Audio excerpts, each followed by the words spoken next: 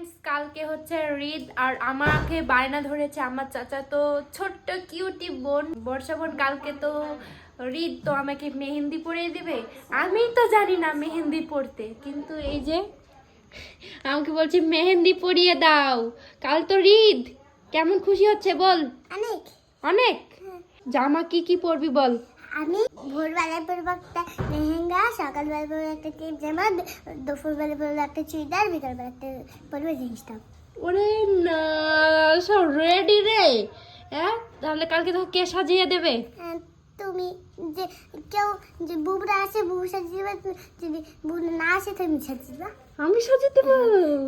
এই আমি তো তোকে বেশিরভাগ সাজিয়ে দিই, সাজিয়ে দিইনি? হ্যাঁ, আমি কেমন যাই চাইবো আমি। আমি কেমন করে সাজাই বলতে? ভালো সুন্দর লাগে। সুন্দর করি। হ্যাঁ।